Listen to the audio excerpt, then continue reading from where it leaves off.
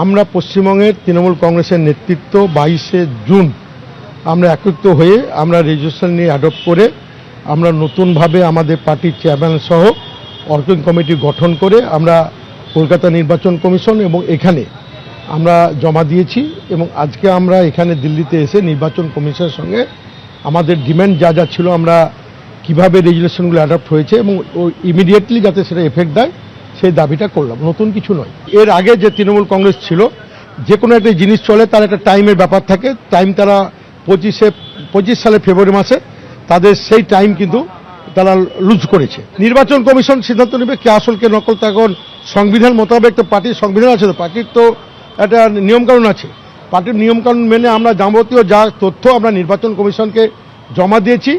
Party আমরা বলছি যে তৃণমূল কংগ্রেস নির্বাচন কমিশন আমরা বলে গেলাম, তারা সিদ্ধান্ত নিয়ে জানাবে। আমরাই অরিজিনাল তৃণমূল কংগ্রেস যার হাতে থাকবে পার্টির ফান্ড তার হাতে থাকবে, একে বলার কি আছে? পার্টির ফান্ড তো তৃণমূল কংগ্রেসে, আমরা তো তৃণমূল কংগ্রেস, তো ফান্ড কোথায় যাবে? ফান্ড তো তৃণমূল কংগ্রেসের ফান্ড, তৃণমূল কংগ্রেসের কাছে থাকবে।